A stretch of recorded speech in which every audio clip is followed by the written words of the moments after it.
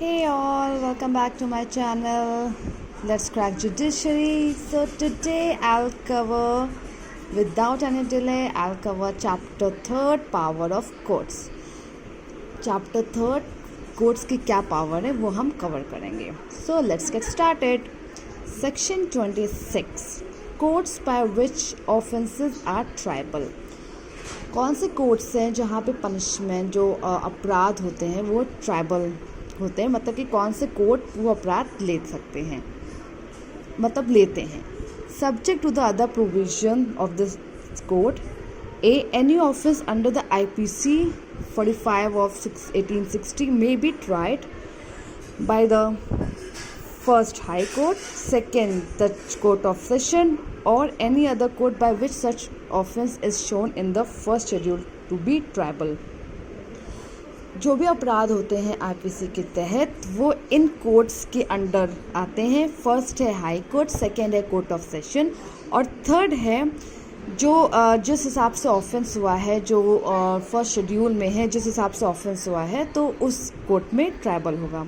Provided that any offence under section 376, 376A, 376B, 376C, 376D or 376E of the IPC shall be tried as far as practicable by a court presided by a woman. तो ये जितने भी sections हैं ये women से related हैं, ठीक है. ये जितने भी ये 376 A B C D E ये सब रेप जितने भी हैं सब उससे रिलेटेड है. So let's move. B. Any offence under any other law shall, when any court is mentioned in this behalf in such law, be tried by such court, and when no court is so mentioned, may be tried by the High Court or any other court by which such offence is known in the first schedule to be tribal. So होता है ना कि जो भी offence होते हैं उससे related हम कोर्ट हमें पता होता है कि ये वहाँ मेंशन होता है कि इस कोर्ट में केस जाएगा.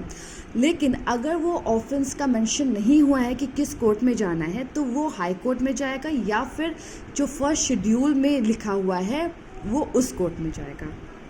I hope you got it. So अभी हमने डिस्कस किया सेक्शन 26, ठीक है. अब हम आते हैं सेक्शन 27 में. तो jurisdiction in the case of juvenile. Juvenile मतलब जो 16 ईयर्स से बच्चे कम हैं. Any offence not punishable with death or imprisonment for life committed by any person who at the date when he appears or is brought before the court is under the age of 16 years may be tried by the court of Chief Judicial Magistrate or by any court specially empowered under the Children Act 1960 or any other law for the time being in force, provided for the treatment, training and rehabilitation of youthful offenders. So guys, कभी कभी ये होता है कि कुछ बच्चे कोई crime कर देते हैं, कोई अपराध कर देते हैं, जो जिस समय करते हैं वो एक 16 ईयर्स के अंदर होते हैं.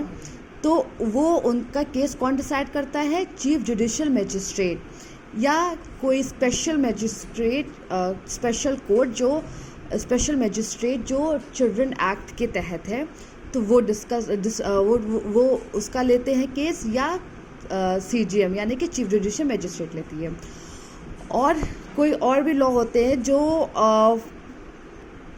जो कि उस बच्चे को सुधरने का मौका देते हैं, उनको ट्रेनिंग देते हैं, उसका सुधार करते हैं. तो ये आज था हमारा 26, 27. So hope you got these sections and stay tuned with more videos. Do subscribe my channel, like my videos and share it. Bye bye.